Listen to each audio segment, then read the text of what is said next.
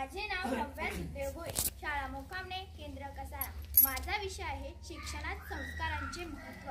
विद्येविना मती गेली, मती विना नीती गेली, नीती विना गती गेली, गती विना नीती गेली, गती विना वित्त गेले, वित्ता विना शूद्र खचले. इतके अनर्थ एका विद्येने केले.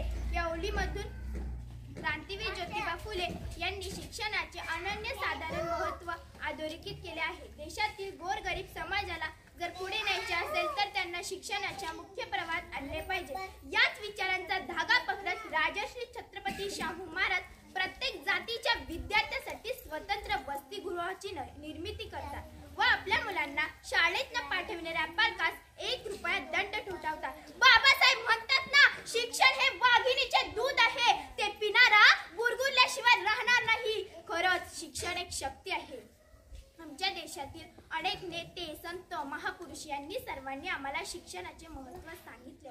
फक्त 1.5 दिवस शाळेत गेलेले अण्णाभाऊ साठे अनेक ग्रंथ लिहून मराठी साहित्यात मोलाची भर घालतात. अजून पुढे शिकले असते तर काय केले असते याची फक्त कल्पनाच केलेली बरी. म्हणूनच म्हणतात, ज्ञान तेथे मान, दिव्यात व्याची जेथे प्रचिती तेथे कर माझी ज्योती. पारतंत्र्याच्या काळात कारकून बनवण्याच्या हेतूने आमच्या देशातील लोकांना शिक्षण देण्यास सुरुवात केली आणि काय आश्चर्य, हजारो क्रांतिकारक निर्माण झाले. देशाला स्वातंत्र्य मिळवण्याच्या चळवळीने अधिक जोर धरला.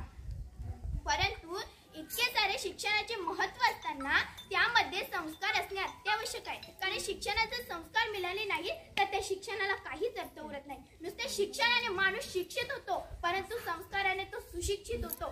संस्काराशिवाय विद्या फुकटची आहे. संस्कार हे काय बाजारात विकत मिळत नाही. संस्कार होण्याच्या प्रक्रियेला घरातूनच सुरुवात होते. मुलांवर संस्कार होण्यासाठी ते आई वडिलांकडे असावे लागतात.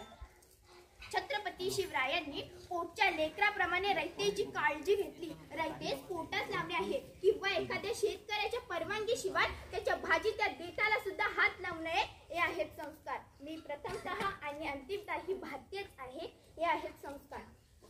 शिक्षणात संस्कार होणे ही काळाची गरज आहे. शिक्षणाचे संस्कार मिळाले नाहीत